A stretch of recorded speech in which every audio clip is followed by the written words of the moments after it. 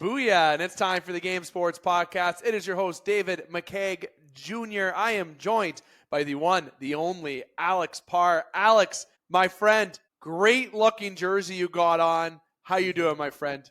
Buddy, I am ready. I pulled off the gamble of a century. I bought playoff tickets for the Senators, home game number 2, a week and a half before the Leafs clinched the division, just hoping, just praying that my team would for once come through, and they did it. So I'm going to be cheering for all of Leafs Nation up in the 300, screaming my heart out, ready to watch that night the Leafs sweep the Senators. Love it. He's calling it now. He is calling it now. But hold on. We're going to hold that hockey excitement, that piece of content for hockey for segment 2, because in segment 2, it will be top shelf. And in segment 3, we will have Chuck-a-Puck.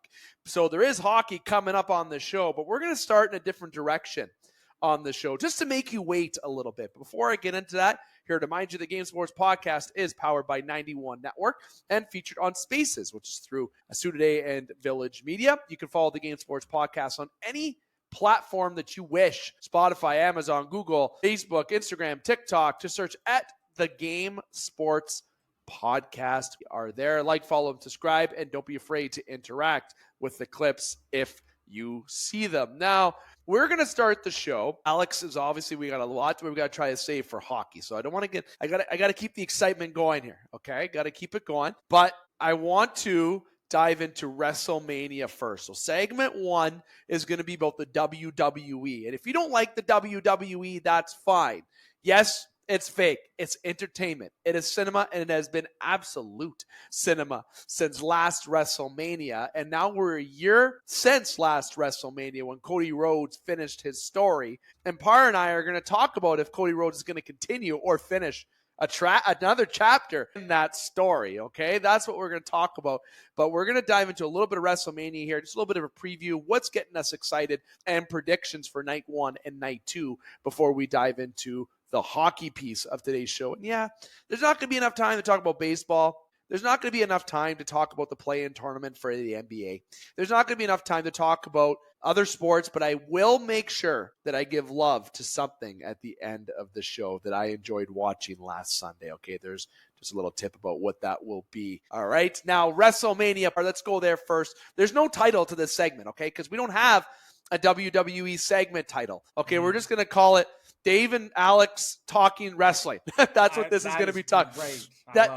We're keeping it simple. WrestleMania is this upcoming weekend. Parr and I are recording on April 16th here, just after 5 Eastern time. And as of now, there's no changes to the card. There's no injuries that came up. Nothing that's happened between now and then. Okay, so when you tune into the show, that's when we've given these predictions. And we got a doubleheader when it comes to WrestleMania, just like you saw last year and just normal with WrestleMania. We got night 1 that we're going to go through, then night 2. So, Parr, I'm going to give you the floor to talk about night 1. What do we got on the docket? And then we're going to say what we're feeling and give some predictions for each match. Do you want to, let's go through each match, pick our winner, and then add any tidbits of like run-ins or something that we think is going to happen. I love that. I love it. Parr calling the audible off the hop. So down. Go ahead. Let's start with the War Raiders and the New Day Tag Team Championship match. The War Raiders, or rather the New Day, are pretty heavy favorites right now according to Vegas, but they're losing when Big E returns to screw them over, and the War Raiders are going to retain because they haven't really done anything with the titles lately. So let's give them a nice little rub. The New Day don't need it. Dave, what do you think? You know what? I couldn't agree more. I'm waiting for Big E to come on down and just definitely wait for his time to shine because he got screwed over by the New Day. And War Raiders and New Day, going to be a great match. I think it'll be exciting to watch. But the story that I've been looking at is Big E, and I know there's been some different wrestling pages that have talked about Big E's personal life and if he's actually going to come back. And we love hearing that. Okay, just like I read that Brock Lesnar is truly retired, which actually is the only one that I believe out of all of them, just given how it's been. But we're not talking Brock Lesnar here. I'm saying I agree with Parr. War Raiders all day. Big E coming in to screw the New Day. Next up, we got Rey Mysterio and El Grande Americano, with Rey Mysterio the heavy favorite. But I'm giving it to El Grande Americano. I feel like he's going to step up. Well, Chad Gable's missing right now on the Mania card. Very sad to see. And I think they're going to do it because a heel victory doesn't hurt early in the card. It doesn't hurt. And El Grande Americano, or Chad Gable, as we would like to say. No, that's not Chad Gable. If we'd like to say, I am also thinking that is a way to go, is to start with the heel direction. Rey Mysterio, he's one that's a great guy. He doesn't mind taking a loss for the crowd and for entertainment. So I agree. I'm going to go with El Grande Americano. There it is. Good catch. I could see why you'd make that mistake. Next up, we got Jade Cargill and Naomi. I think this one's easy for me. I'm going to pick Jade Cargill to go over, kind of like an investment. This is, I believe, her first Mania, maybe her second, but either way, it'll be her first singles match. And yeah, that's why you sign her. That's why you push her to be a big deal, to win on the biggest stage. Is Jade Cargill for me. I'm keeping it very simple, and it's going to sound boring, but I'm aligning to Parr. It makes complete sense. I thought I was on the fence with this. I think it's going to be one of the more quicker matches of the night, but something that's still going to be entertaining to watch. But just Jade. I agree with Jade. LA Knight is the U.S. champion, putting it on the line against Jacob Fatu. For me, another easy one. It's got to be Jacob Fatu. The fans love him. He seems to be crushing his promos. I think management are taking notice to that as well. And yeah, LA Knight, he's had a couple title reigns. I think you could end it here. Pretty satisfactory, and start building a new star in Jacob Fatu. Boring as heck to continue. I agree with the storyline with Jacob Fatu because the storyline is there. He has been invested on by management. The push has been there for him to really stand out. And more of a heel approach, of course, right? Let's take that. Let's make Jacob Fatu shine. And maybe there'll be a storyline spin-off after that. I'd like to see if maybe something goes against with him and Solo. I would love to see a little twist there, and I think that would be the good opportunity. So I do agree that it's Jacob Fatu as well getting this win. Next up, Tiffany Stratton, the singles match for the WWE Women's Championship. Stratton putting it on the line against Charlotte Flair. And even though Tiff Stratton wore one of these jerseys when she came to Toronto, she's taking the big L to the biggest Nepo baby in the company. Charlotte Flair will get another one as she chases her dad's record 16 world title reigns, Dave. I know people are going to say the obvious when it comes to the title reigns and all that, but I feel like Triple H is not, the WWE hierarchy is not going to go in that direction. And I'm going to be positive because she has worn the Leaf jersey. I am going Tiffany Stratton. You know why? Because Tiff Stratus is going to come out and help her. Speak of a Toronto connection, a Leaf fan connection. Tiff is going to get help from Trish, and that's what's going to get the win for Charlotte Flair. But it might lead to a rematch and a continued build on this rivalry. Next up, we got Gunther and Jey Uso. Gunther, the champion, Jey Uso, the winner of the Royal Rumble. And I'm sorry, but Jey Uso is not winning this match. I think it only makes sense for Gunther to have a big, meaningful win on a large stage to solidify the importance of this belt and that he's a legitimate top-tier contender, and beating Jey Uso, I think, cements that very easily. You and I have had this discussion recently when you were back in town, and I'm still pulling for Jey Uso to win this match. One bit of by yeet, and I got something in my hand. It's something your cards, as we have talked about hockey. I don't know why I play with your cards now when we talk, but nonetheless, yeet. All right, I'm just telling you right now, Jey Uso is winning this title. The investment into Jey. The fan, the favorite, it's the blood that Gunther rubbed his own Jimmy's blood all over him. The storyline's there. A good segment. That was so good. He did so good, Gunther, at that. And yeah, I get the importance of solidifying the importance of this title, but I think giving it to Jey Uso's that story, a little bit of an underdog story to a degree, sort of, who's come up for being a tag team specialist with, of course, his brother, with being the bloodline with Roman. I think this is a good opportunity for Jey to really spread out his wings. I think the win at WrestleMania, at the Royal Rumble, is showing that they want to invest in this superstar a little bit more. So I'm going to go with Uso. Okay, so we're different on the last two. This match, the triple threat, the who will be Paul Heyman's boyfriend match. Who's he going to leave with? Roman Reigns, CM Punk, and Seth Rollins. And for me, they're double swerving. Paul Heyman's leaving with the winner of the match, Seth freaking Rollins. Yeah, he is. You know what? that was a storyline that I've drawn. It's the way it's going. You have Roman and CM Punk fighting, but Seth Rollins is kind of in there doing his little thing. He's going to persuade Heyman to go in one direction, not the band. So nonetheless, I have to agree with Parr on this because this is something that I see and I think is an obvious storyline. But these guys are the ones that are carrying the headline for WrestleMania. I feel like this has been on the forefront as their story more than ever. Cena and Rhodes have had obviously some promos, but we've seen a lot of Rollins, Reigns, and Punk. And couldn't agree more. Punk with the win. The big thing Punk with the loss, Gotcha. Rollins pinning him, Gotcha. okay? And there's going to be some sort of distraction from Heyman to Reigns that Rollins gets him, and then as CM Punk's getting up, it's going to be the stomp, and the stomp to pin as Roman Reigns watches while he tries to get up and get into the ring, and then he's just going to witness an after attack and how Paul Heyman might help the after attack somehow.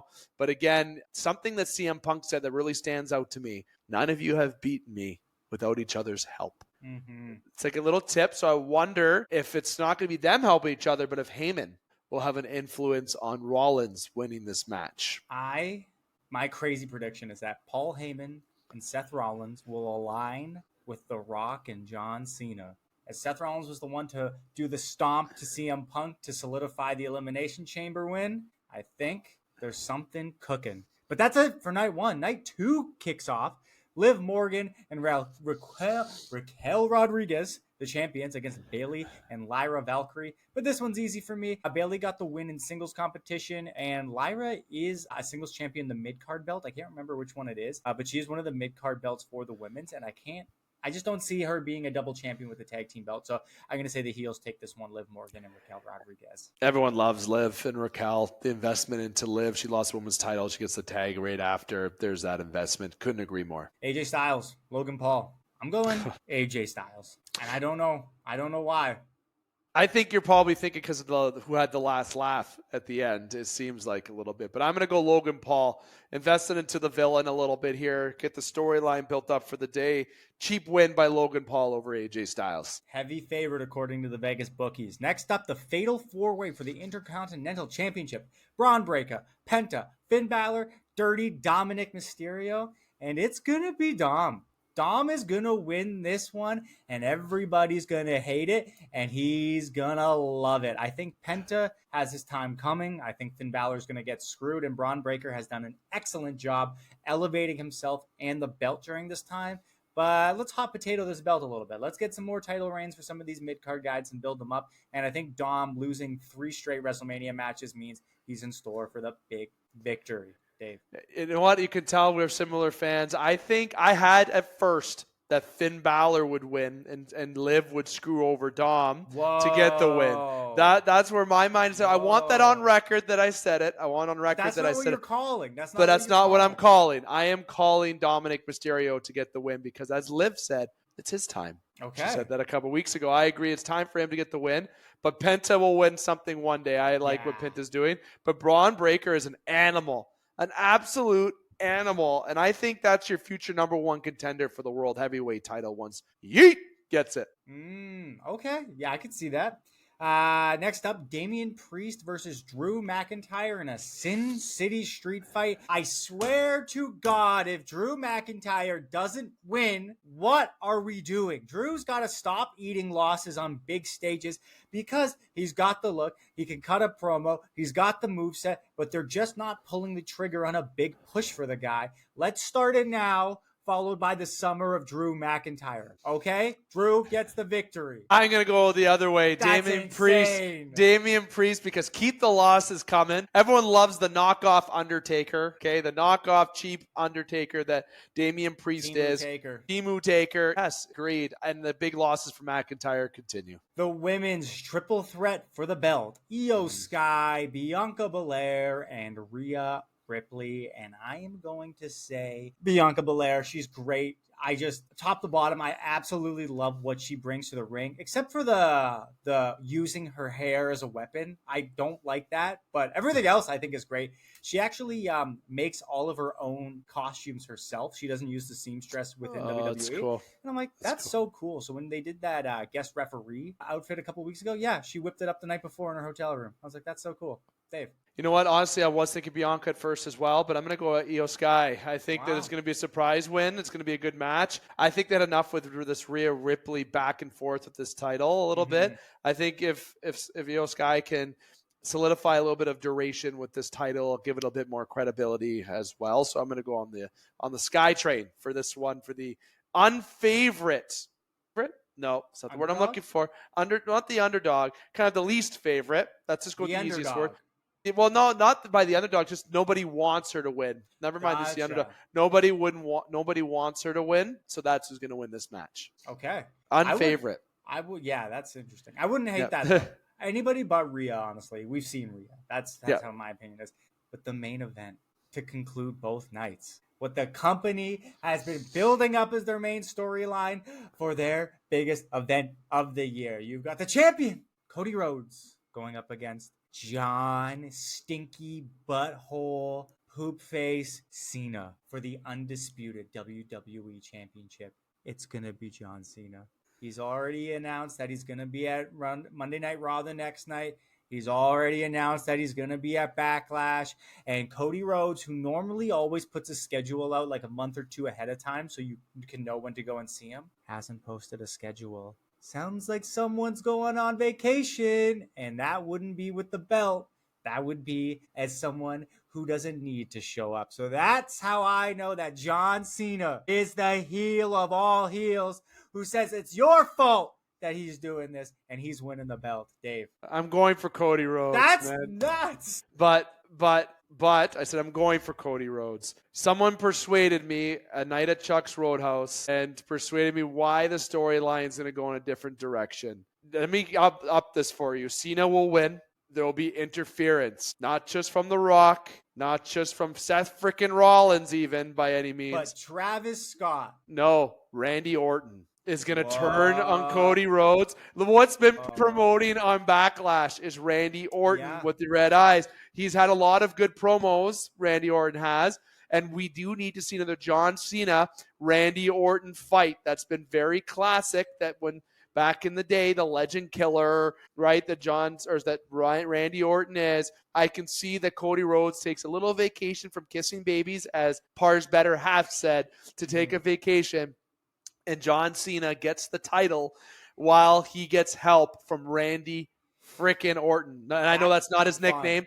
I know that's not his nickname. I know it's Seth's nickname. Seth, don't jump through your screen if you read it. I know that's your nickname. I'm just telling you, it makes sense given the promo that I see.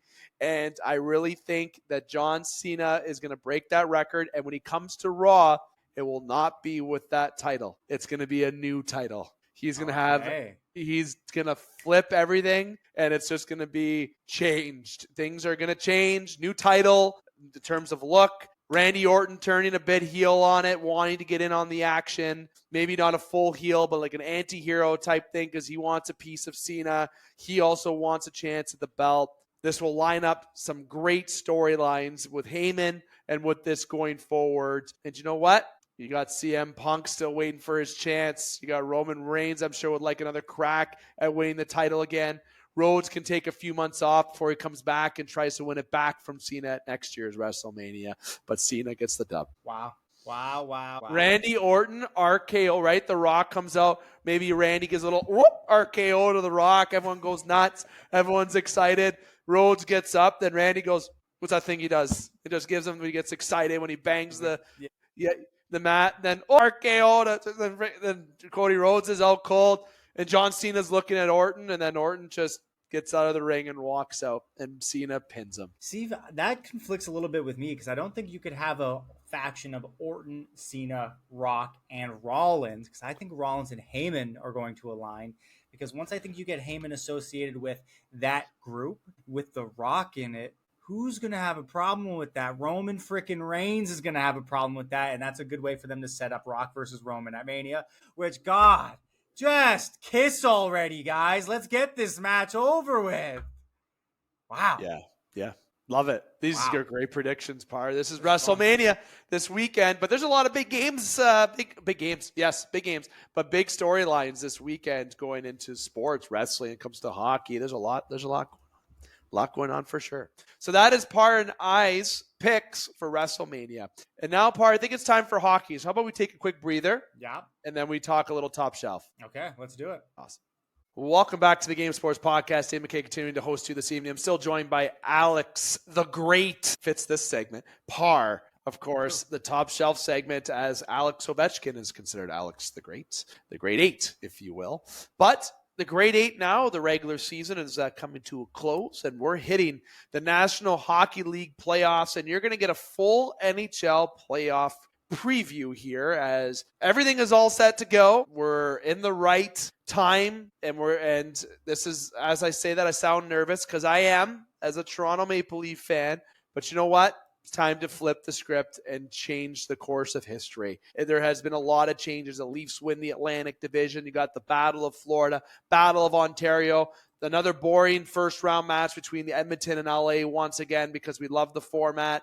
You got Winnipeg and St. Louis. St. Louis winning to have Calgary be eliminated. Of course, Carolina, New Jersey. Then you got Washington playing Montreal. You got a lot of storylines coming into play in these playoffs, but ones that are highlighted, of course, that are all over with this part is Battle of Ontario, Battle of Florida. Of course, LA is calling out Edmonton before their series about saying how they had their B squad against us and trying to hurt us. Winnipeg is the best team in the NHL going into the playoffs. Dallas and Colorado is going to be an absolute juggernaut of a matchup. One of the best, probably first round series of the whole first round. Look, there's a lot to dive into here, Parr, in so little time. And we're just going to pick apart some series to really preview in more of a dissection than some, but give you our first round predictions, but our overall Stanley Cup champion and playoff overall winning the playoffs as we continue on in the brackets. So, Parr, I'm going to go to you first.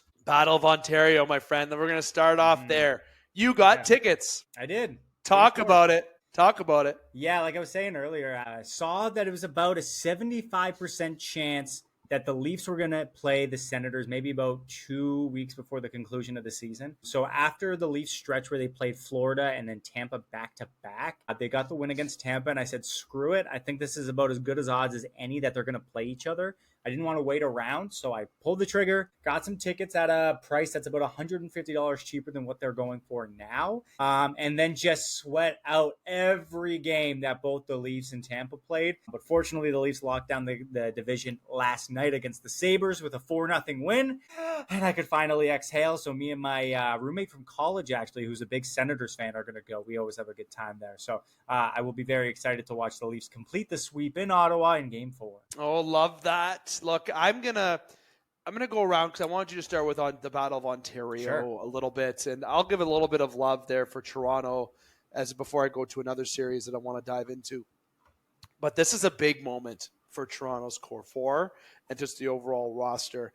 Mitch Marner, 100-point season, first time he's hit that milestone.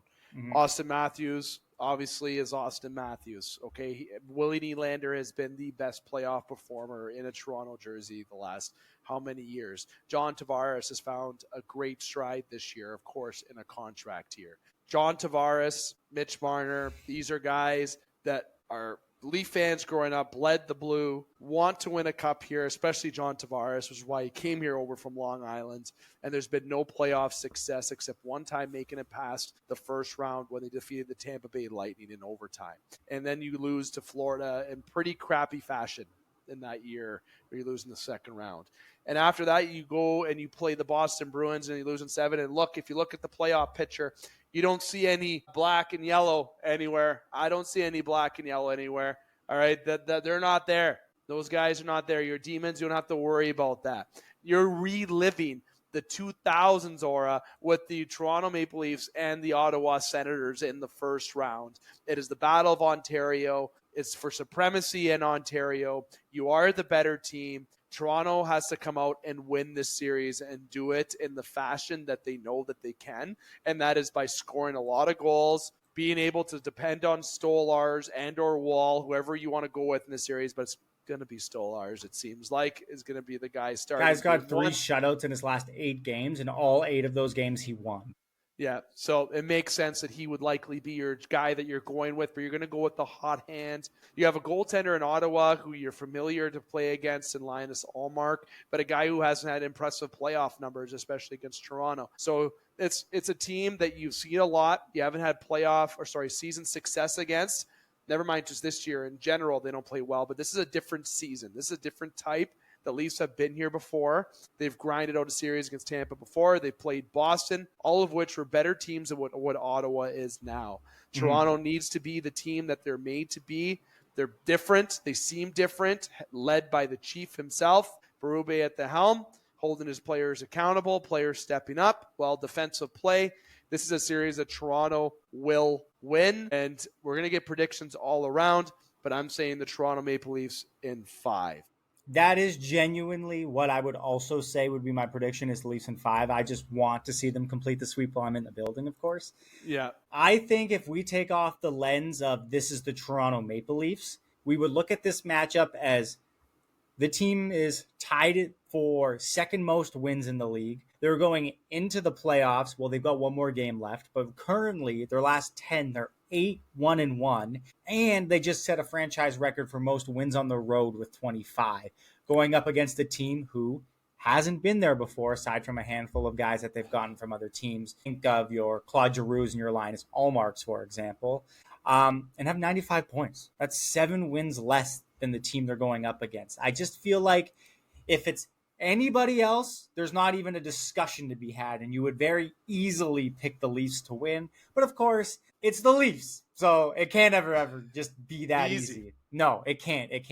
But yeah, and I'm not overly worried. Yeah, I'm worried in the sense of I want to see my team win, and I haven't seen that before. But we talked about this before. I was like, I don't want to play Tampa. I don't want to play Florida. I want to play Ottawa because we should be able to kick their ass. I don't care what the regular season was. 3-0 Senators. Hey, hopefully for your sake, they hand out the Stanley Cup in the regular season because that's not going to matter. Come Sunday, I think is the rumored start date. Sunday night seems it's going to be up. Damn, WrestleMania night 2 and Leafs Senators. But if they play Sunday and they play every other day, I'm going to Hockey Night in Canada, Game 4. That would fall on the Saturday. So. On the Saturday, yeah, and it's a team that knows you know each other. The one thing that I think Toronto has to really capitalize on is, you can sit here and be easy with saying defensive play and with scoring goals and, the goaltending being consistent. Ottawa trying to get under Toronto's skin, trying to pressure them, trying to get leads early and shut them down and shut down the crowd at Scotiabank. But what's going to really come down here is the ability of special teams. And where I'm leaning towards this is Ottawa's penalty kill and Toronto's power play. 2 differences. Ottawa, I know, will definitely take a pressured approach to Toronto on the power play because teams that know Toronto do that, and that's what's successful. But if Toronto's power play can be of what we've seen as of late, I know it's been kind of inconsistent recently, but overall fairly good for the past 30 to 60 days. That is what's going to help the team be successful. It's capitalizing on power plays. And of course, guys that are going to win the draws in your defensive zone in the key moments of the game. Those are 2 points that's going to bring Toronto success and help them win the series in 4 or in 5. If you let Ottawa have any life, this is a team that will get confident and you will see the pesky Sens, which could be dangerous for Toronto. Just to add some context to that, the Leafs sit 7th in the league in power play at 25%, and they sit at 16th for penalty kill at 78%. I think the Leafs penalty kill leaves a lot to be desired. But for the Senators, their power play ranks at, where did they go? Well, Ottawa ranks power play at 13th with 23.4%. And their penalty kill, a few spots worse than the Leafs, sitting at 19th with a 77.9. So the stats are right there, but capitalize on your power play when those chances are, because with guys like Brady Tkachuk trying to get under your skin, players that are going to take a lot of those infractions, which of course I believe Ottawa will have a lot of undisciplined play in comparison to Toronto. You got to capitalize on your special teams and don't let them take one at home. You got to keep that energy at Scotiabank Arena, keep the home ice advantage, and you got to make sure you're going back to the Canadian Tire Center with a 2-0 lead, does Toronto, to really deflate the Senators and get rid of that confidence that young team can get. If you want me to think about what this series reminds me of, and people are going to think I'm crazy, but it's when Toronto played Washington in the first round it was 2016, That's not that crazy. 17, because you have a top team in the division, top team in the Capitals had actually won the President's Cup that year. Yeah, they won everything that year, right? So Toronto didn't win that. They didn't win the conference. Obviously, they were not there. But I compare them because you got a top team, number 1 seed, and a wild card team. And one of those wild card team has a lot of young players. But let's not forget, Brady Tkachuk has been in the league for a few years now. He's not an 18, 19, 20, 21-year-old. All right? So this is someone who's been waiting for playoff hockey, and he is built for playoff hockey. So that's what can be concerning if you're Toronto, but you have Matthews, Nylander, Tavares, Marner. You got a lot of skill on this team. Do you want to just bypass all of it? Let's pump the brakes here. You want to talk about players that are built for the playoffs? Let's talk about the 3 Florida Panthers that the Leafs signed this offseason. Steven Lorentz, Oliver Ekman-Larsson, and Anthony Stolarz. Oliver Ekman-Larsson has been trying so hard to play like a prick this year, and he gets called for absolutely everything because he's wearing one of these now. Yeah. But come playoffs, they can't call it like that. So I'm very excited to see Oliver Ekman-Larsson turn into the asshole that I know he excels at being. Yeah. And the second, I don't think you should touch the forward lineup right now, but the second that a player has a bad game in that forward lineup and you inject Max Pacioretty, just throwing his entire body at people, like, wake up. It's not this like small skilled team anymore. The smallest Leaf I think on defense is 6'1". That's the smallest guy. It's gonna be good. It's gonna be good. It's a different built team, and Pacioretty, keep forgetting Pacioretty. Don't forget him, especially in the playoff moments. That's somebody that you're gonna be really well. Yeah, like I saw a tweet that was like the Leafs don't have Ilya Lyubushkin and Cody Ceci. They have Chris Tanev and Brandon Carlo now replacing these guys, or Timothy Liljegren even. The mold of that team is so different now. Yeah, Leafs in 5, but hopefully 4. Love it. Love it. So you got the Leafs. So just to give a little recap for the prediction, we dove into this series a little bit more. Parr, why don't we do our predictions around the horn, and then we'll circle back to series. I know we went a little bit extra with this series. Okay. So you and I agree the Toronto Maple Leafs in 5 over the Ottawa Senators, right? Yes. Okay, let's go Tampa, Florida. What do you think that series is going to be? I think Tampa's the best team in the division. Tampa in 7. I'm going to go Florida in 7. Okay. But it's definitely going the distance, and they go beat the heck out of each other. Yeah. Washington, Montreal. I kind of think Washington's frauds. I'm not going to lie. But I don't think that they're frauds enough to lose to such a lowly team. I'll say Capitals in 6. I just think they were a regular season team, and you can come for me all you want. Love that. I'm going to say Washington in 7. Wow. Going the distance. Another 7-game series. Yeah. Carolina, New Jersey. I'll go first with this one. Carolina's the better team. I feel like New Jersey's frauds overall. I'm not impressed with this team. They had a lot of injuries to deal with this year, and Jack Hughes and Dougie Hamilton both. So that hurts big time when you lose your number 1 C and your number 1 D. Yep. But that's not their biggest issue. Their biggest issue is that they got a big old loser coaching them in Sheldon Keefe, who can't get out of the first round if his life fucking depended on it. So Carolina in 6. Carolina, and I'm going to step that up. 5. I'm going to go New Jersey's done in 5. Saying it now. Winnipeg, St. Louis. Winnipeg in 3. Just kidding. I love the way Winnipeg's built. This is the year that they're not choking. I'm telling you right now. Winnipeg and this is not them choking. St. Louis should not be underestimated. Winnipeg in 6. Winnipeg in 7. They're going to get in their own way a little bit, and we worried about years past, and they'll choke a little bit, but they should still be skilled enough to win, especially Hellebuck. Hellebuck, please, for the love of God, just prove to yourself that you can do this, because we all know you can. We all know you can. We all know that. Best goalie in the world right now. Number 1. Anthony Stolarz, come on. Yeah, the Stolarz. Dallas, Colorado, loving this series. Loving it. Who you got? I'm picking this team to win the cup. I picked it before the season even started, and I ain't stopping now. The Dallas Stars are your Stanley Cup champions this season, and they're going to dispose of the Avalanche in 7.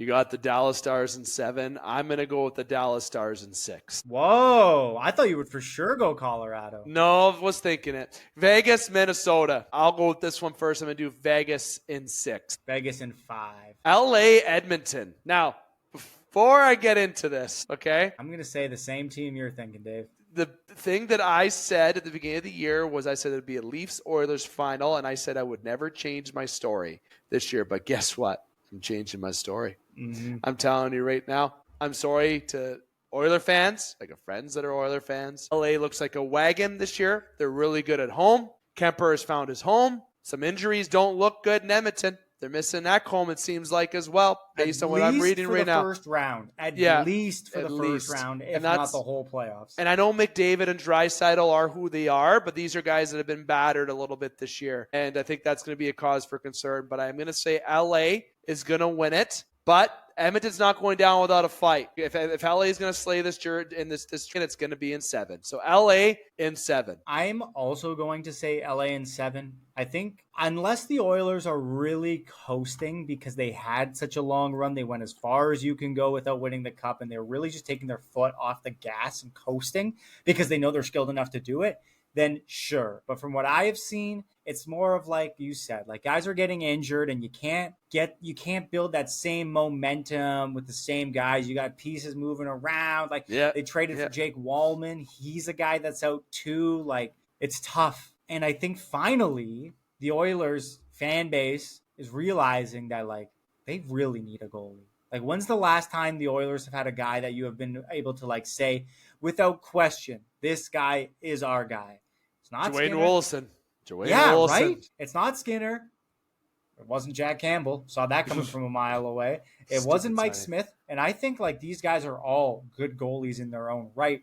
But Stanley Cup winning goalies? No, I don't think so. And I think you can only try the same thing so many times where the result stays the same. And I think 4th time is the charm for the LA Kings, and they will win it in 7. So we'll make these other ones quickly because we already know your cup final winner, but we would have Toronto playing, you said Tampa, I said Florida. Then we would have Washington playing Carolina because you picked Washington as well and Carolina. So going over in the East, we'll skip round 2.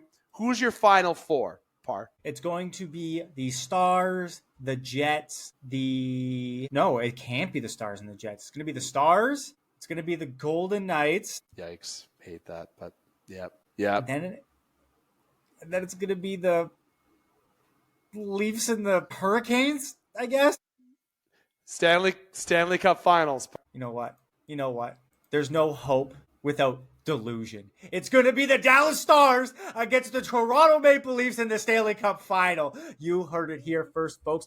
Put your mortgage on that happening. Go to your favorite bookkeeping site right now and you slam your money down with an Alex Parr guarantee. Who wins? You said Dallas before. Is it the Dallas Stars? The Dallas Stars win it. Dallas Stars over the Toronto Maple Leafs. That will break my heart. And every Leaf fan's heart will shatter in half because they've never made it that far. It will be something. I'll say for my final 4, I'm going to go Toronto, Carolina as well. 2 reasons. 1, Toronto's good enough to get there. So is Carolina. 2, the last time Toronto made the conference finals, it was against the Carolina Hurricanes, and they lost. Right. If you're going to slay the dragon, curse has got to be broken. 67 was the year. This is the year for the curse buster. If you're a hockey Illuminati, I'll quote him. Toronto gets in the Stanley Cup Finals, though. And the other side on the West, I got Winnipeg, and I got L.A. I got LA defeating Vegas, so I'm going to go Winnipeg, LA. And you're not going to see Edmonton-Toronto Cup final. It's going to be another all-Canadian matchup. It's going to be Winnipeg, and it's going to be Toronto. And it's going to be a Canadian Stanley Cup final. I said we're going to see it, and we are going to see it. And it's going to be maybe Mitch Marner giving the puck to Matthews to score on Hellebuck in overtime in Game 7. Who the heck knows? But we're going to see an all-Canadian matchup. It's going to be Winnipeg-Toronto. What a series that would be. It would be nuts. Canada would be closed. There would be stuff happening.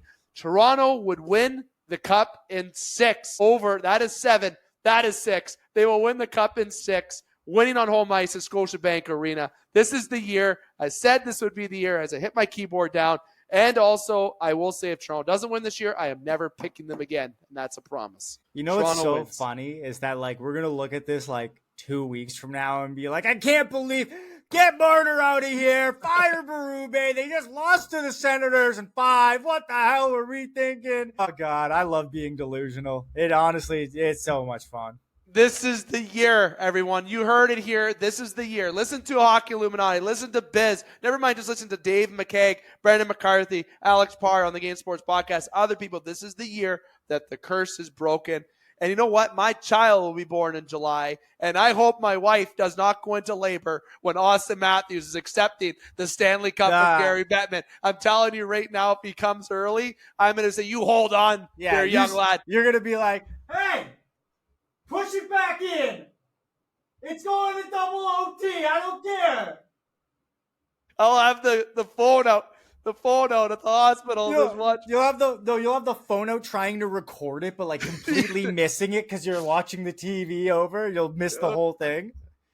Just so you know, Dave, that the playoffs have to end June 28th, I believe. So if it's July, you're okay because it's July 8th is the due date. That's so cool. Well, yeah, Dave, if she's anything like her dad, she's gonna be late. So don't worry about that. There we go. There we go. I love that. I love that.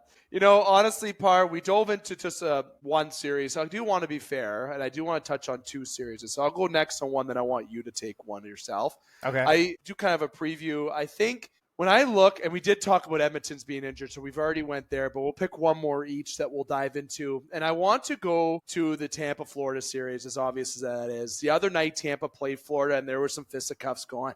All right, but Florida has pumped the brakes here. They have said, we're done. We're in the middle of it. We're going to lose. We don't care. We know we're here, but they're going to have a full, healthy lineup game 1 down that tunnel. You're going to have someone that's going to have his mouth guard out, okay? You go like this. That's Brady. That's not Brady Tkachuk. That's Matthew Tkachuk. You got Brad Marchand, who's the rat himself. They're going to throw rats on the ice, and it's going to have Brad Marchand jersey on them. Okay, look, I'm telling you right now, Florida is doing something all for show here. I'm not saying it's rigged, but this is not the true Florida team that we're going to see. Don't forget who's back also, Aaron Ekblad. Very big piece in that Game 3? Yeah, Game 3. Bobrovsky has not been Bobrovsky, but when does Bobrovsky come hot? When he needs to come hot, and that is in the playoffs. But they're going to beat the crap out of each other, these 2 teams, and I'm going to love it as a Toronto fan. I want to see guys get rocked. I just want to see slashes. I want to see high sticks. I want to see a sprained wrist. I don't know. I'm not trying to hurt injury or wish injury on anybody, but this is going to be one heck of a series. And in my opinion, along with Dallas, Colorado, one of the best first-round series of this first round, 100%. Yeah, we're NHL fans. Like, even if you don't have a dog in the fight, like, you're eating so good in this first round. Like, I mean, Battle of Ontario, Battle of Florida, Dallas, Colorado, LA Oilers, like, name me one of those series that, like, even as a casual fan, not a fan of those teams, are you not watching and, like, fully engaged in? Yeah. I think one of the best examples you'll see of where the sport is today and where the skill is and how it's played and, like, the full entertainment value of it will come from Tampa, Florida, like you said, but it's going to come from Dallas and it's going to come from Colorado. I just think there's so much skill. You got Jake Ottinger stopping a Nathan McKinnon rush and then back down the other way. Jason Robertson snips it. You've got nice, strong, young defensemen on Dallas. Like, I think if you were to sit somebody down this year and introduce them to the sport and why you would be a fan, you've got so many options that you could show them. And I think if it was me, I'd pick Dallas, Colorado. I think that's going to be the series, aside from obviously the Battle of Ontario, but I'm very biased. You know who I wish I could watch more of, and I'm glad I did on Team Canada this year, was Thomas Harley. Well, he's disgusting, dude. He's so good. Where was, like, remember him when I remember him in junior hockey and obviously the World Juniors, but I don't remember him like that. Even when he plays against Toronto, like, we saw a side of Thomas Harley that makes you as a GM go, what do I need to get that kind of guy on my team? Yeah. Like this, he was impressive. When he got called up to play, you're like, oh, why him? You're all, then he's like, oh, right? Like, you get excited.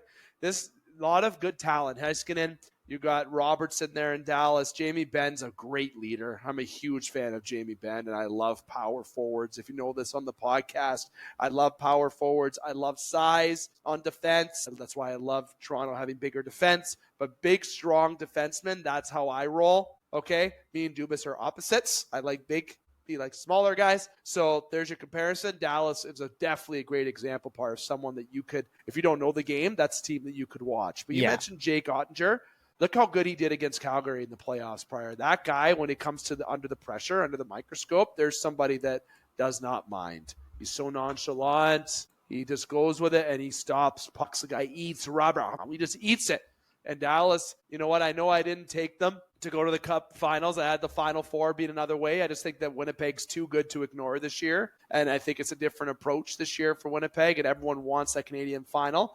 But Dallas is on the right track, and Dallas ain't a bad pick to win the Cup, let me tell you. Hockey is also just so hard to pick like a winner. Like, there's not like the Chiefs in the NFL where you just can kind of assume that they're going to do some damage. Like, hockey is tough. Like, a 7-game series, like, it's just so hard to pick, and there are so many good teams that even if we were wrong in all of our predictions, I'm sure the entertainment value we would get out of all 8 of those series would be incredible, and we wouldn't even be upset about being wrong because it just means the storylines and the entertainment value is off the chart. It is, and I gotta say, I love the Canadian team involvement in the playoffs this year.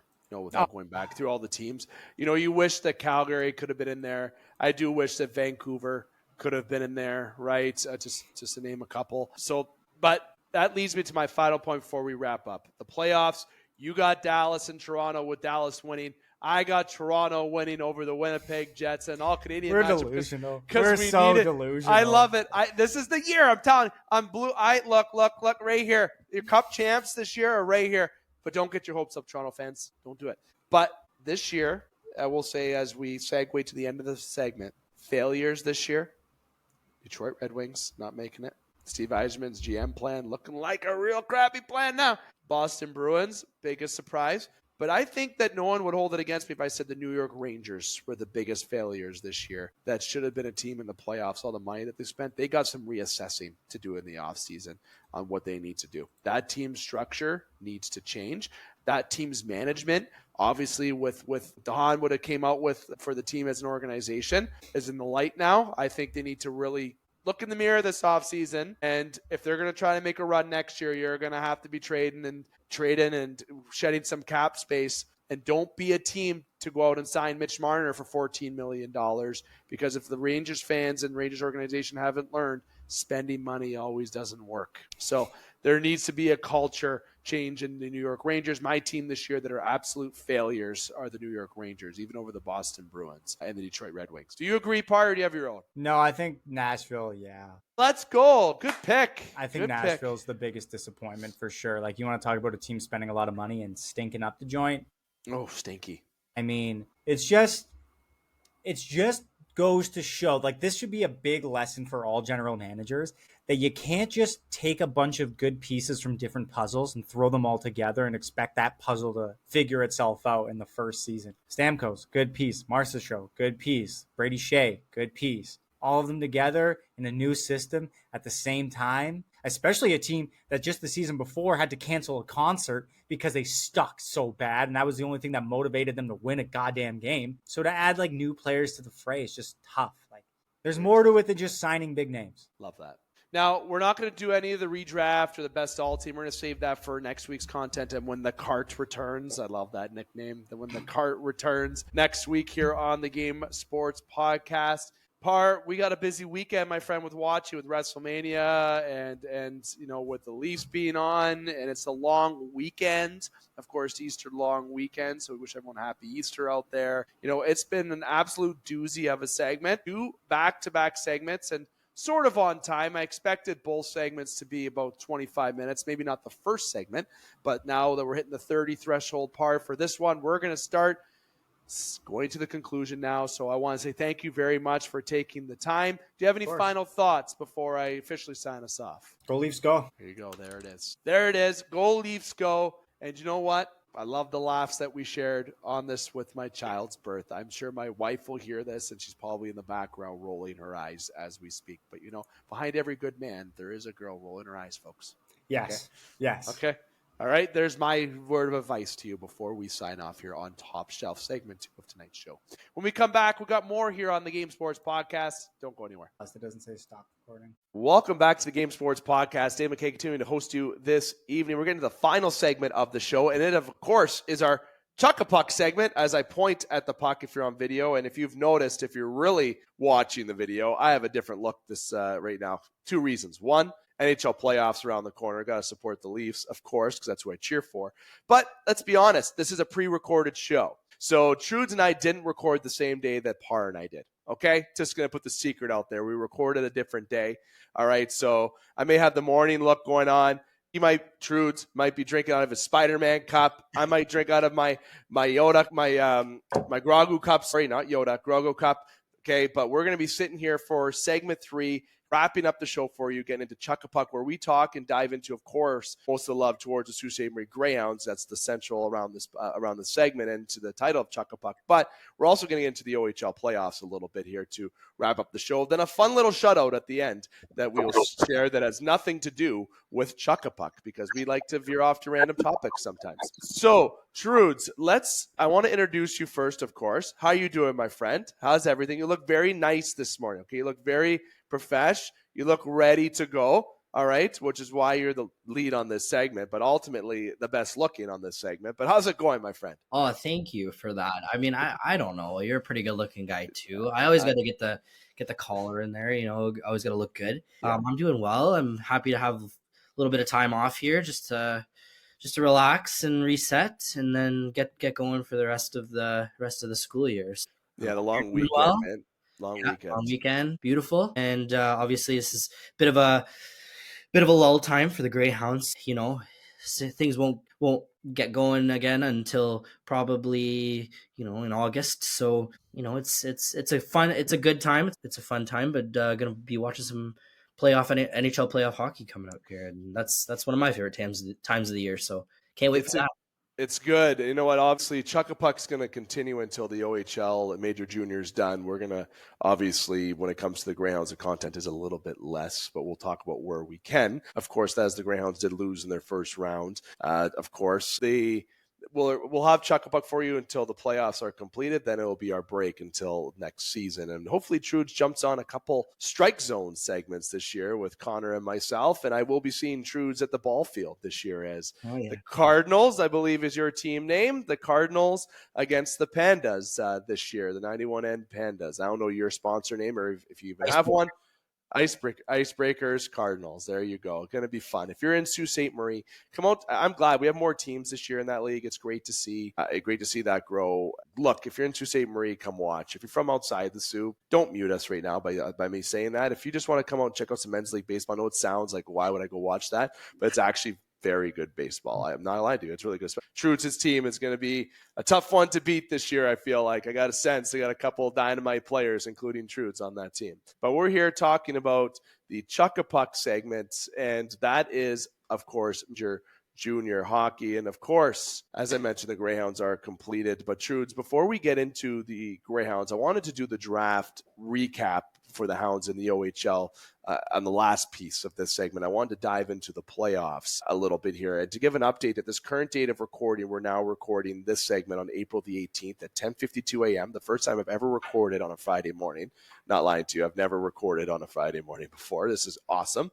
So right now, you got a couple series that are tied. Brantford, Oshawa, Barrie, Kingston. London, you don't need to say it. Windsor is up 3-1 on the Kitchener Rangers. Excuse me. We got a couple series that are going right down to the wire there between Brantford, Oshawa, Barrie, Kingston. And I know, Trudes, I'm going to give you the lead on both pieces of this segment, but there's one series that's really catching the eye and has a little bit of ties to Sault Ste. Marie. I'll let you go into that. Yeah. So, I mean, the London Erie series obviously kind of went as expected. I mean, you'd think maybe Erie might have stole a game there, but I believe they're still without Matthew Schaefer, their top defenseman. So, I think he would have made a difference easily in that series. If not a big difference, I think London still would have obviously taken it if he was in the lineup.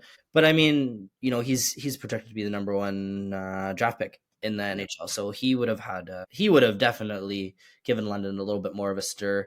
Yeah, I mean, they're 8-0. I don't think anybody expected anything less. What's kind of positive from a Greyhound standpoint is Windsor kind of continuing to dominate against the Kitchener Rangers, which is a team that the Greyhounds are going to be competing with within the next few years.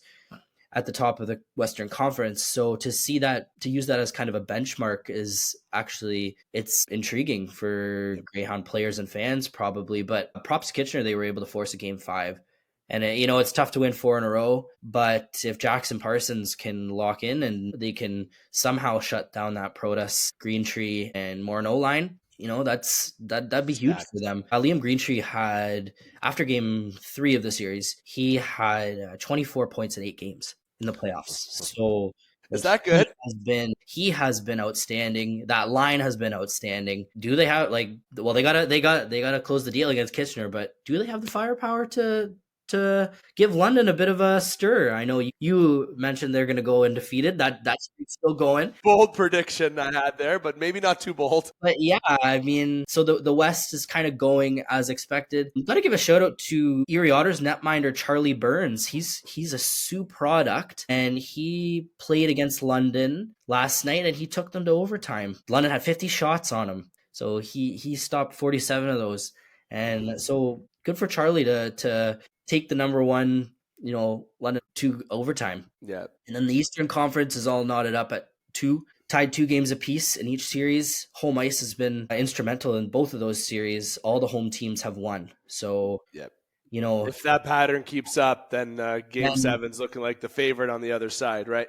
Yeah. So, I mean, Brantford, Barrie, they win 2 at home to start the series, then they drop 2 on the road. So Kingston and Oshawa, our former Hounds, Charlie Schenkel and Andrew Gibson, those teams, they got to find a way to steal 1 on the road if they want to win the series. I'd like to see Kingston and Oshawa. And I know when it came to Kingston in the first round, I'm one that said that Sudbury would have a little bit of an upset, and it was the other way around. Kingston swept Sudbury, so that prediction was incorrect. But now having Charlie be in obviously the second round, and to see Gibby in the second round as well, it'd be nice to have those former Hound players continue to move on, right? And as you said, Trudes, I'm sitting here and I'm looking, and I said 16-0 for London, and it wasn't that I was trying to be funny. It's true. I honestly believe, and I know I'm not the only one to think that they would go undefeated. If you look at some other individuals that work for, if you want to say Sportsnet, TSN, the OHL network, there's people that have predicted a perfect playoff that we have seen. I'm not the only one in the world. So it's, I as we sit here and not for nothing, you're like, oh yeah, right. Well, if they're 8-0, right? It's like not surprising, which is unbelievable, because when's the last time that you can really think back, if you want to consider the NHL even, I've never ever, I know I've seen a lot of NHL teams that were very strong in my life and OHL teams, but I've never had a very 100% confident 16-0 sweep for the playoffs that I could actually truly predict. And when I see this London team, I'm like, it's something to predict. It's something special to watch. And of course, round 3, I'm not saying it's going to be anything different, no matter who they play against, which I, as an OHL fan, dislike London, not because of the team, not because of the city, but just because they win. It's like when I was younger, the Detroit Red Wings I really disliked because all they did was win. And the New Jersey Devils I really disliked as a kid. As you get older, you start disliking other teams. Boston, if you're a Toronto fan, aka for that, for example. But London always wins. And the reason why is because they're ran well. They're a popular place to play. And it's really impressive to see what they're doing. But my eyes are on those series that are locked at 2. Hound reasons, of course, for both those series, but down to the wire, right? Those are hard-fought series, true playoff type series, and I'm actually surprised, Trudes, to be honest, that Windsor's up 3-1 on Kitchener. Not because of the talent with Windsor and doubting Kitchener's better. No, I think Windsor's the better team, but 3-1 when they're up 3-0, right? You're like, okay, this Windsor team seems like they played the Hounds, and after they lost that game against the Hounds in the first round, they just went, nope, sorry, no, not losing again, right? It was like a little bit of a wake-up call. It felt like a little bit, but that line is so unstoppable. And we were talking about that in the first round. You shut down that line, you shut down the team, but you can't shut down that line. It's too challenging. All around, it's been a good second round. One series, I think, went as expected. Sorry, Erie. But we're still seeing some good hockey in that second round. And it can go anywhere, any way between Oshawa, Brantford, Barrie, Kingston. It can go any way. But of course, here in the Soo Trudes, I'm sure you agree, with the Soo ties, we have we know who we're rooting for. Yeah, it's going to be tough. I mean, it could go either way. It could go either way in that in that Eastern Conference. Those top 4 teams have been battling each other all year long. So, I mean, but whoever comes out of it is going to have to play London in the final, and not to count out Windsor or Kitchener, but either way, they're going to have to play a really, really tough opponent after 2 really, really tough series. They're going to be beat up, and it's looking good for London right now. It is. And it's, you know what, got to give kudos where it's due. They're a good team. And they have a very good player that's drafted by Toronto on that team, leading the forefront of it. And despite how he played at the World Juniors, right? Little is what it is. That definitely the World Juniors this year. Don't want to get into that. That was really challenging to watch. It really sucked watching that this year for Canadian fans. But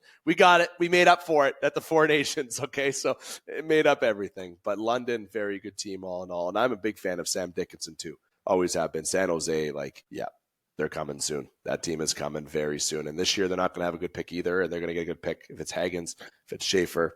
I'm forgetting someone on top of my head right now, but that's fine. There's someone ahead at third. But it's looking good. This year's draft, and when you mentioned the absence of Schaefer, how massive of a loss for Erie. It's such, this is not an expert reporting for anyone out there, but you lose your number 1 defenseman. Okay, that is massive. He's going to be the first overall, potentially, for sure, top 2 pick this year. I've always liked Hagens to be number 1 this year, but Schaefer's definitely kind of jumped ahead for me, given what he can do. But I think this injury might push him to 2, but depends on who's picking first, depending on what they need, right? So I feel like it was such a big loss. And, Erie, losing Schaefer's massive. Oh, yeah, 100%. So the OHL draft, Trudes, we've talked about the playoffs. When we come back for a week next week, we'll have a bit more knowledge of probably what's coming up for round 3 of the Ontario Hockey League as we approach the OHL championship. But the OHL draft for the next few minutes here before we wrap up tonight's show. We sat here last week and we had Jaron Bellini on our show. Sault Ste. Marie product. Obviously, he's a scout for the team at OHL. And he actually gave his Bell's picks and he uploaded his top 100 that you can check on our previous edition. I put the description, the link below where you could have saw where he ranked. And he nailed it, Trudes. So give us a recap about the draft, what the Hounds did, your thoughts, and I have a little thought about the Soo guy that went to Ottawa as well, but I'll save that point for last. Yeah, he got it. No loss. The Greyhounds pick at 7, and he can play the wing. He can play the center. He was the captain of the Toronto Junior Canadians, and they had a very, very good OHL Cup. He had about 13 points in 7 games. And one thing I noticed when I watched his highlights and I watched a little bit of game footage from that, he is a guy. First of all, he's a bigger kid. 6 feet, almost 6'1", 192. So, Dave, you like size. You got size. Yeah. At the top 5 Greyhounds picks were over 6 feet in this draft. Two of them 6'2" already at 16. So, we saw the Greyhounds pick, on average, probably a little bit bigger of a draft class than normal. So I think that's going to benefit them down the road. They went for size this draft, size and skill. But Noah Laus, one thing I noticed him is he goes to the net. He plays around the net. He looks for scoring opportunities. He crashes the net, and he's always kind of 3 of the 4 goals I saw him score on his highlight reel tape were rebounds or plays near the net. And that's one thing the Greyhounds kind of. That's my men's league special, dude. Love it. Go to the net. I love it. Good things Go to the net. Yeah. Yeah. Yeah.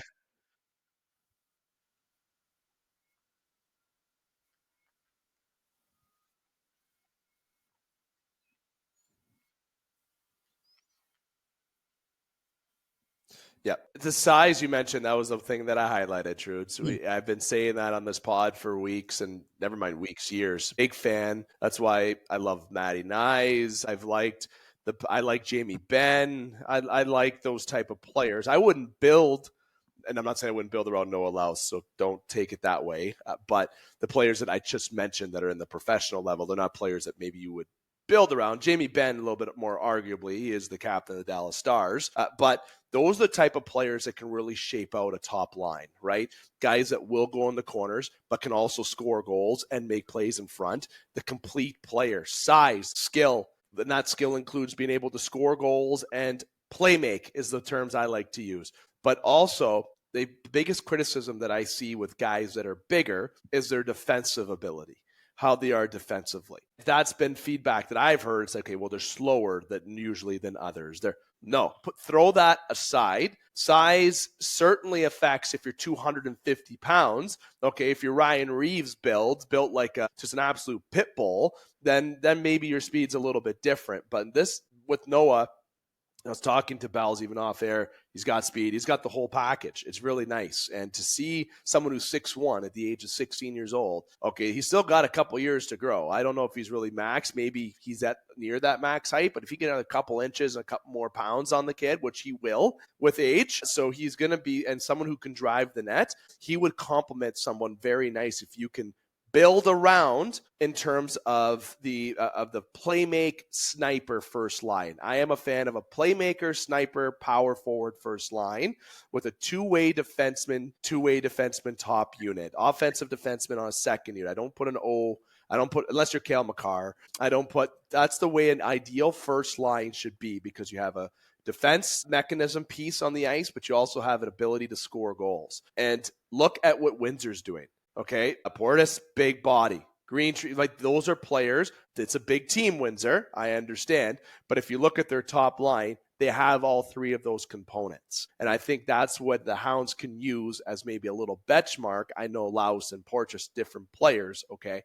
But that is kind of what I'm visioning. And with Noah, he mentioned something in the Soo Star. Okay, Soo Star, this is as per SooStar.com. It's a relief and such a surreal feeling. Okay, I just honestly can't wait to get up to the Soo. He's really excited to come up. And he's also, that I've learned, get this, I can't believe I said what I said because I read this. In a video interview prior to the draft, Laus said that he models his game after NHL star Jamie Benn of the Dallas Stars and likes to be a player who is physical and hard to play against and who can score and chip in on the offense. I swear I didn't say that until I clicked this while talking. Okay, and I'm not trying to gloat myself at all here. I'm just saying that is a perfect player to model yourself for. He has that offensive upside and a very pro shot. That's what North American Central Scouting said, and Bellini was also very complimentary of Noah Laus as well. It is a very good fit, and he's a dual citizen. Yeah, so that I didn't know that until we started talking. To be honest with you, I didn't even know that. So coming up to the Soo, maybe there's that little bit of excitement as well, right? There's border town with Soo, Michigan.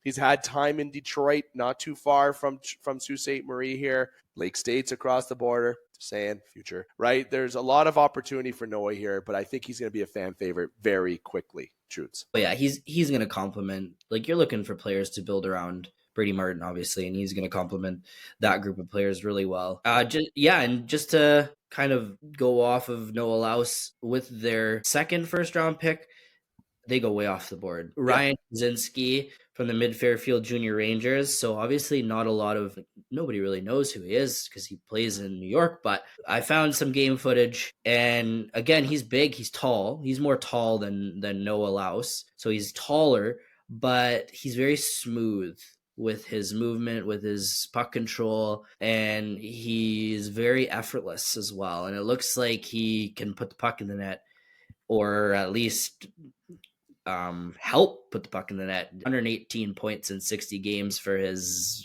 team last year. Well, I mean, I treat that as he's coming. If you're gonna use your second first on him, I hope he's committed to the program. Pick 3, Trevor Daley Jr. Again, love the father-son duos. Elite talent that they were kind of able to get at a discount because he's committed to the US NDP. I mean, you can look at it one or two ways. You can look at it as a positive, look at the elite talent we got in our top 3 picks. You could also be critical. Again, here's an opportunity with 2 first-round picks, no second-rounder, and then a third-round pick. You take a flyer on 2 of your top 3 picks again when you already have a solid core group of players: Chase Reed, Brady Martin, Jordan Schron, Travis Hayes. And you have an opportunity to build around those players, or to get capital to trade later to build around those players. But these picks will we can only evaluate how good these picks are if these players show up. If they don't show up, is it a missed opportunity? I don't know. So there's 2 sides of the coin there. I think Hounds fans, I think it would be crazy not to say that some would be scared that these players don't show up, right? Yep. because that's what's happened. That's what happened last year. Obviously, expecting some of our 08 players, William Computero, Pangertich, so those higher round picks from last year that didn't report to training camp last year, I think we'll see them this year with some spots open and maybe some competition to be had. We know that the Greyhounds 19-year-old crop isn't as strong as their 18-year-old crop as a whole. So maybe some opportunities to take a job, to take a spot, and then obviously the 4 spots up for grabs. And so like there's a lot of parts that are moving right now, and we won't have clarity on it until August and September. Yeah. This draft overall, just going with the Hounds, another player that we know, somebody that we've had on the show who's a billet parent, Elijah Hayes, right? There's, of course, obviously there's excitement from the Dustin Grondin household for that, who billets Hayes as for who's billeted Hayes this past season. So obviously there's ties, and I think some of the players they pick is a doubt to report, right? I'm not saying Hayes was one of those players that they were doubting. That's not what I'm saying, but definitely his brothers playing here, a little bit of influence for him to come if he can be that steal in that 12th round. If you look at Daly, let's go up to the higher rounds. You just talk about Trevor Daly Jr. Despite any of the experiences that we won't need to get into with Trevor, he still loves Sault Ste. Marie. I've had the joy of even talking to Trevor about a decade or so ago. I remember out, and he loves being in the Sioux. So there is positive ties in Sault Ste. Marie for that, which could be a good influence for his son to report, despite where his commitments are in the States. This would be great for him. And I feel that it was a gamble that if it pays off, it will work out tremendously. And overall in the draft, you have a draft that the Hounds selected. Okay, it was more of a one goaltender that went, but I have it noted here that it took 7 defense and 9 forwards. And I got that as well from the Sioux Star. So they were a good chunk of American players. And that is the risk that people are more so highlighting, is that American side of things. But I feel like I'm going to trust the Greyhound Brass by seeing that they've done their homework. I know last year tells a different tale, but this year is a different outlook. I feel like with players that you can build around, the excitement and the push that they made this year and what they look to do in the future can be very attractive. Big pieces to build around. Martin, I'm a huge Chase Reed believer, as everybody knows. I think that kid is hella special. So this draft, I think, was a win,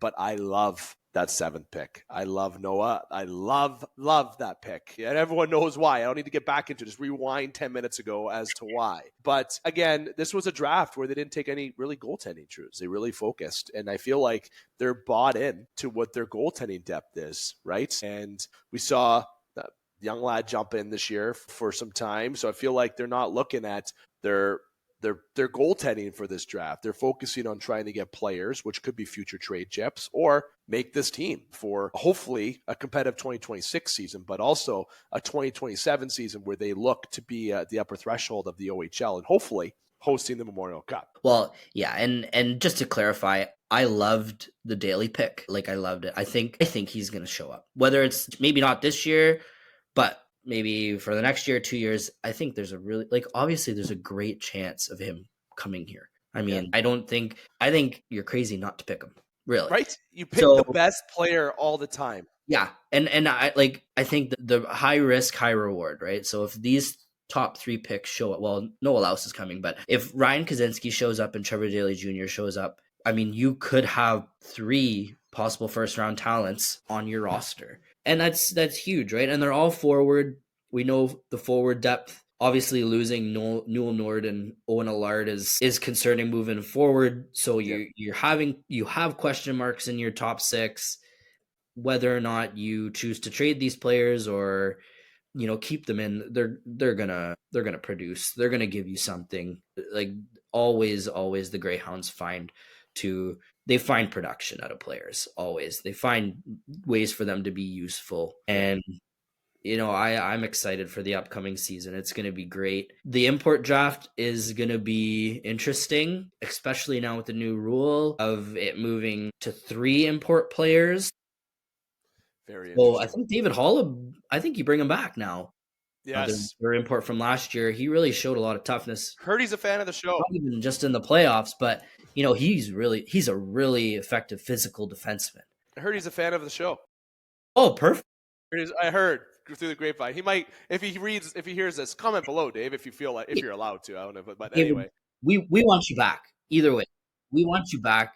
We noticed you in the playoffs, and like you look at him and Keegan Gillen. I thought their game as kind of bottom six or bottom two in this top six pairing this year. Like I thought their game really improved all year. Yep. Every single game, those two got better, and you could see it. So I just think that's a no brainer. And then with the import pick this year, I mean, yeah, are we looking at a goalie? Because like you mentioned, only one goalie was taken. I hear is pretty solid, thanks to my cousin Matthew Gagne. He was a goalie, played for Dustin Grondin, Cora Colts alum. So I always go to him with my goalie questions. Solomon, pretty solid. Big fan of European goalies. Tegelar's there, yeah. And do they take a goalie? Do they take like you mentioned before? Who are Pittsburgh's Euro picks? Because let's get them here, right? That's who you want to get here, because Dubas will be like, get your ass there. Yeah, no, but lots of opportunity left, and I think come training camp, it's already setting up to be a very training camp, and it's going to be exciting. So before we wrap up, go through a couple of the, obviously Caden McGregor going first. That's who I had going one. Okay, was Caden. I'm not surprised that Peterborough went in that direction. I guess I will mention Brock Chitteroni. Of course. Not surprised. Of course, Sioux product. Congratulations. Third overall. Love it. He deserves to go there. Not surprised it was Ottawa. Yeah. Not surprised it was Ottawa, just because, of course, playing in Barrie, it's still a little bit of chunk of ways from Ottawa. But there's obviously some Sioux ties when it comes to the Ottawa 67s organization to Sault Ste. Marie. And I'm not going to mention names just because of name dropping. I'm not that type of lad, but I'm sure some people who know me know what I'm putting down. And when people are able to pass on information about players that they know when they are involved in the organization in a certain position, that will be extremely helpful. Okay. But he didn't go third because of that. He went third because he was deserving to go third, but I'm not surprised that it's Ottawa that took him because of the ties, right? And don't forget who else played in Ottawa from the Sioux before. Recent player, drafted by Nashville, had a good time at the World Juniors, Mateer. So there's Mateer there, right? So there's Sioux ties to the Ottawa team there has been before. So Brock deserving to go 3, but obviously not surprised he went 3 because of the ties to the Sioux in multiple ways. I guess where I'm kind of surprised is, and I don't want to take your thunder, and I'm going to leave you to talk about some picks before we wrap up. Warren going 6th to North Bay. I truly thought that a centerman, I know he's smaller. I understand he's 5'8". He's listed as 5'8", 152. Okay, smaller lad. He's going to grow. He'll be 5'10", $175 by the time he hits his draft year, in my opinion. But he goes to North Bay at 6. Okay, I truly thought that he was a top 3 pick in this draft, Trudes. Okay, so I'm not too sure if something happened in the 5, knowing that he would not maybe report there, right? If there was something that happened, I don't know. But that was my surprise of the draft. So there's a couple that I would bring up for the upper end of the draft. Trudes, what about you? Any surprises? Any points to bring up? Well, yeah, you don't know what goes on behind closed doors, and then I think a first round pick is pretty stressful, right? Because if you have the player you want and the player doesn't want to report, like, what do you do? Do you take that player anyway? Like, you know what I mean? Like, there's always that toss up. Do you take the best? Do you take him anyway and then hope he reports or get a return for him? Or do you drop down and take a whatever you deem I want to say lesser player, because that's not true, but a different player, another player that maybe you're not quite sold on. So, I mean, that's a stressful thing, right? And you only get one shot at it. No, I think like Cameron Warren, I think he was touted as one of probably the best scorer of the draft. It could be teams going with other things, trying to beef up other areas of their structure, of their organization. Yep. One pick I know was kind of surprising was Saginaw's. Where is it? Ryan Hanrahan? I think it was a pretty. He's listed at 134 pounds. Yeah, small. Dude, I'm almost swore. I'm 218. Yeah, Like 218. 5'11", and look like it only says he played 23 games this year with 10 points. And I'm not body shaming. I just want to put no, it out there. but it's just a small guy. It's a small guy in terms of the rest of the kids in the draft, right? Like you look at the players around him, 188, 176, 173, 163. Look at Noah Laus, 190. 192, yeah. So, I mean, then again, Mitch Marner was, I think he was only 130 pounds when London drafted Yeah, him. So very good point. Very good point. like, there's always those types of picks. These are also still 16-year-old kids, but there's one guy that North Bay drafted. I liked North Bay's draft, okay? 29th, they drafted Carter Kunapaski. I probably butchered that last name. Chirp me below if you want. 6 foot, 204 pounds. This is a big lad, okay, for a 16, okay? That's a big lad. And I mean that in the best. This kid's going to be a truck out there, okay? He's going to get about 6'2". I don't think maybe he is done growing. Here I am thinking about the I can still grow, but like some kids stop and maximize at their certain age. But hey, when I was 16, I was 5'9", and I hit a couple inches, and I got to 5'11" by the time I was 18. Yeah, so, I'm not even close. I'm 5'8", I think. Like 204. North Bay's looking good. You pick up a good point. North Bay is looking good. My uncle, he's huge into the draft as well, and he has said that he thinks North Bay even maybe had the best draft out of anybody as of right now. And as I sit here, sorry, what do I keep pointing out? Size. Weight. See, yeah. Now you know like what I would tackle as a GM. My team would be fucking hard to play against. Let me tell you that much. Sioux product for North Bay as well. Declan Gallivan. He's going to be reporting for training camp. A lot of Sioux products. It's good to see. It's great to see a lot of Sioux products. You know what? That brings. I know we're going extra time, but there's this guy. I'm not gonna name drop. I'd like to. I've had ties with him when I played hockey. He does. I don't want to say what he does because it will give it away completely. So I could just say it, but there's someone who's involved in the prospects kind of management side of helping players develop and etc. Let's just say that. And he had a post on Facebook where he felt that he was disappointed because he was disappointed because of the Canadian representation. It was a lot of Americans that were picked, local products, and this NOHA region, this talent not being what it is. I will pause that topic because we'll sit here for 35 more minutes going through development when it comes to Canada. I've said it on the show before. I think we have been stale. Also saying that I look at the draft and I look, Chitteroni just went third. Yes, he left the Soo, okay, and he went down south. All the Toronto kids are the ones getting picked. And Sault Ste. Marie products here in Sault Ste. Marie, Sudbury, right? You're seeing a lot of Toronto, Detroit, Ajax, Don Mills, Barrie, the Canadians. Again, that's again Toronto. So Toronto area is very, very popular. And I think that's really helped. Like if I'm a 15-year-old kid, 14, 15-year-old kid, and I'm expected to potentially be an OHL product, I'm not going to lie, I probably wouldn't stay here. And people are going to look at me and say, why? Going back in time, okay, I was a late bloomer. I played junior hockey. I made it out of AA hockey when I was 16 to junior. And then I started getting better at that point. But then my stock went down real freaking fast. But I feel like if I could go back in time, in the time portal, as much in my time, Sault Ste. Marie's development, I feel, was still at a very recognizable rate. And in the Northern Ontario, I shouldn't say Sault Ste. Marie, Northern Ontario, the Algoma, all the regions. But the popular areas now are states, Detroit area, right?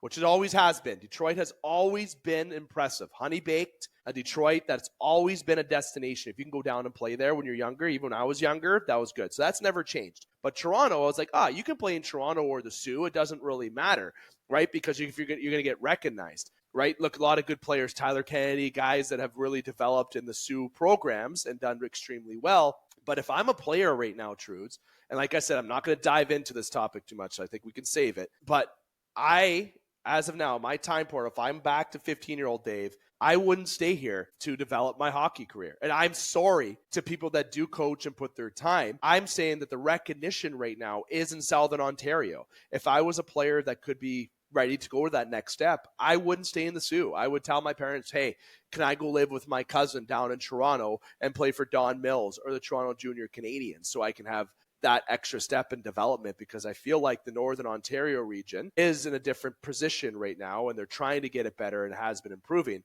And going back to what I mentioned 2 minutes ago about my friend having that post, he brings up very good points about the recognition in this region, Trudes, and we didn't see it a lot in this draft. And I know we're 38 minutes into this segment, which is 20 minutes more than we wanted to be, okay? But there was a lot more to get into with this segment, and like I said, I'm not going to climb up that tree, but it's definitely more appealing to go down south if you're in Ontario to get your development. And look where Brock Chitteroni, Sioux product was in Barrie, right? That's just one example. And it's unfortunate because the development's changed. Okay, but our passion as a community hasn't changed, but that's changed. Yeah, I'm afraid for my kids to play hockey. You know what I mean? If they're good, not afraid, but like it's definitely changed.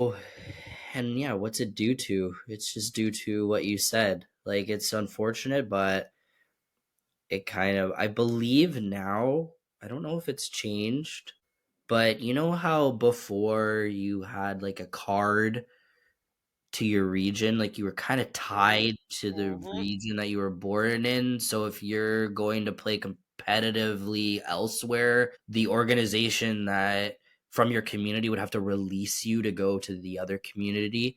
Like, for example, if I wanted to play Toronto Junior Canadians, do minor hockey would have to release my OHA card or my OHF card to Toronto. I believe that doesn't exist anymore. I think you can just go try out to whatever community you want. I don't know if that's true, but we'll find out. That we'll get a guess. That's definitely something that would hurt our community like ours, right? Because obviously you're gonna go where for any sport, you're gonna go where people can see you, right? But on the other hand, and this is for any sport, if you are that good, they will find you. Doesn't matter where you play. Angelo Bumbaco. I love that you said that's a good way. Well, Angelo Bumbaco. We'll end this. We'll end that point. Because I'd like to maybe I'll say this on the show. I will get someone who is in the SM.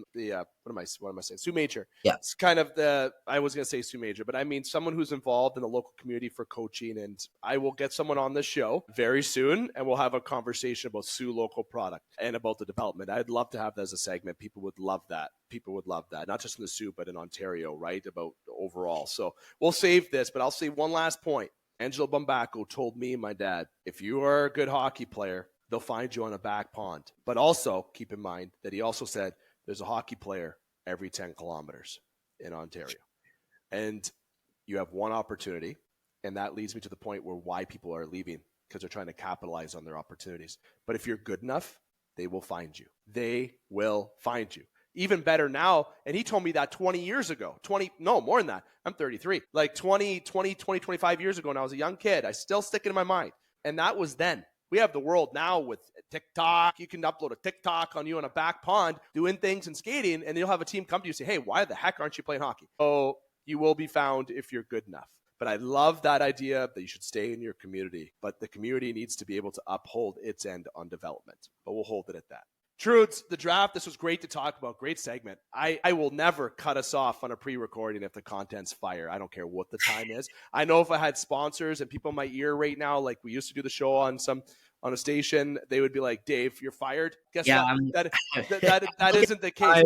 I'm looking at the time. I'm like, we're a little.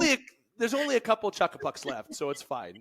You know what it is. But I got to make sure. So as we wrap up Chuckapuck, we'll get to more next week, and I will try to get some of that local stories maybe this summer. We'll, instead of waiting until the new year, let's see what we can do. So we'll pause that. But there's one thing that I have to make sure I do that's not Chuckapuck related, and we'll make sure it's only a minute long. Somebody won the Masters last weekend, and I was really rooting for Corey Connors, Canadian. That would have been great to see, right? But I wanted and picked McIlroy. And the sad thing is I didn't predict that on the last podcast, but I told my wife that like 2 weekends ago, just so everyone knows, because I had to complete his masterpiece, like the announcer said when he got it. I didn't say that at the time, but that was this was Rory's year. This is Rory's year. That's where my mind was at. And when he won that, it was a heck of a Masters. I loved watching that Sunday. Justin Rose coming back, McIlroy in there, Connors, DeChambeau playing well. It was almost swore. It was a heck of a Masters, okay? It was a heck of a Masters, Truths. I love this. We got to give kudos to Rory McIlroy, 100%.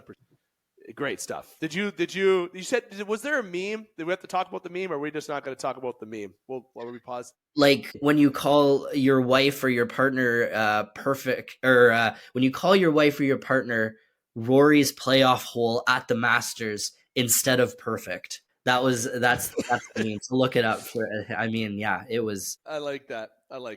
I started golf during COVID, and I watch these guys and I'm just like, I don't know how you can I don't know how they can do it. Like, spin the golf ball that way. Like, it's a blows my mind.